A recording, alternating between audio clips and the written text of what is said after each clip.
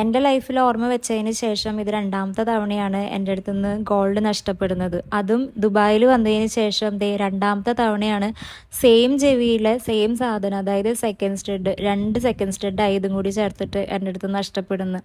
ആദ്യത്തെ ഒരെണ്ണം പോയി കഴിഞ്ഞ് രണ്ടാമത് എനിക്ക് പപ്പ ബർത്ത്ഡേക്ക് ഗിഫ്റ്റ് കൊടുത്തയച്ചതായിരുന്നു ഈ ഒരു സെക്കൻഡ് സ്റ്റഡ്. ഇപ്പം ഇന്ന് രാവിലെ നോക്കിക്കഴിഞ്ഞപ്പോൾ അതിൻ്റെ പിൻഭാഗം കാണാനില്ല. മുൻപത്തെ സെക്കൻഡ് സ്റ്റഡ് ഊരിപ്പോയത് അങ്ങനെ തന്നെയാണ്. മുൻഭാഗം എൻ്റെ കയ്യിലുണ്ട്, പക്ഷേ പിൻഭാഗം എൻ്റെ കയ്യിലില്ല, അതെവിടെയോ ഊരിപ്പോയി. ഒരു തവണ അങ്ങനെ ഒരു പറ്റിയത് കൊണ്ട് ഞാൻ എപ്പോഴും ഈ ഒരു സെക്കൻഡ് സ്റ്റഡ് ആയാലും മറ്റേ കമ്മലായാലും ഞാൻ ശ്രദ്ധിക്കാറുണ്ട്. എപ്പോഴും എൻ്റെ ഒരു കൈ എപ്പോഴും ചെവിയിലുണ്ടാകും. കാരണം എപ്പോഴും ഞാനിത് ടൈറ്റാണോ ലൂസാണെങ്കിൽ ടൈറ്റാക്കിക്കൊണ്ടേയിരിക്കും. പക്ഷേ ഇതെന്ത് പറ്റിയെന്ന് അറിയില്ല. കുളി കഴിയുന്നവരേക്കും എൻ്റെ കാതിലുണ്ടായിരുന്നു. കാരണം കുളിക്കുമ്പോൾ എന്തായാലും നമ്മളത് മുറുക്കുമല്ലോ. ഞാനും അത് മുറുക്കിയിട്ടുണ്ടായിരുന്നു. അതിന് ശേഷം എവിടെ പോയി എന്ത് സംഭവിച്ചു എന്ന് എനിക്കൊരു പിടുത്തവുമില്ല. രാവിലെ ടൈറ്റാക്കാൻ വേണ്ടിയിട്ട് ഒന്ന് നോക്കി കഴിഞ്ഞപ്പോൾ സാധനം ഇല്ല. അപ്പം തന്നെ ഞാൻ ചാച്ചന് മെസ്സേജ് അയച്ചു. കാരണം രാവിലെ തന്നെ എണീറ്റ് ചാച്ചൻ ബാത്റൂമിൽ കയറി. മെസ്സേജ് അയക്കാൻ കാരണം എന്ന് പറഞ്ഞു കഴിഞ്ഞാൽ വേറൊന്നുമല്ല, ബാത്റൂമിലേക്ക് ചാച്ചൻ ഫോണും കൊണ്ട് പോകാറുണ്ട്. അപ്പോൾ പിന്നെ ഇവിടെ കിടന്ന് വെറുതെ ഓളിടണ്ടല്ലോ, കാര്യം മൊബൈലിലൂടെ പറഞ്ഞാൽ മതിയല്ലോ എന്ന് വിചാരിച്ച് ഞാൻ മെസ്സേജ് അയച്ചു. ചാച്ച ബാത്റൂമിൽ എൻ്റെ കമ്മലിൻ്റെ പിൻഭാഗം ഉണ്ടെങ്കിൽ ഒന്ന് നോക്കണേന്നും പറഞ്ഞിട്ട്. പുള്ളി അവിടെ കുറേ നോക്കി, പക്ഷെ കിട്ടിയില്ല. അതിനുശേഷം ചാച്ചനുള്ളപ്പോൾ തന്നെ ചവിട്ടിയൊക്കെ കുടഞ്ഞു നോക്കി, ബെഡ്ഷീറ്റൊക്കെ കുടഞ്ഞു നോക്കി, അതിലും ഇല്ല.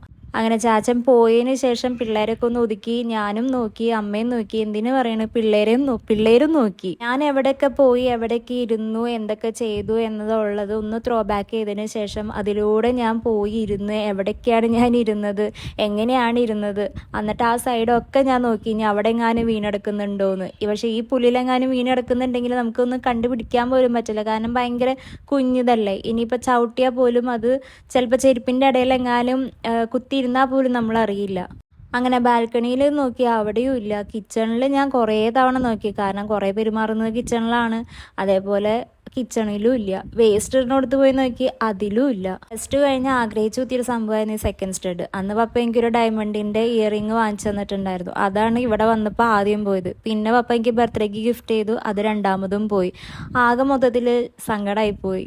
എന്നെ കൊണ്ട് പറ്റുന്ന രീതിയിലൊക്കെ ഞാൻ മൊത്തത്തിൽ അരിച്ചു പെറുക്കി, അമ്മയെ നോക്കി, പിള്ളേരും നോക്കി, പക്ഷെ കിട്ടിയില്ല. അതെവിടെയോ പോയി.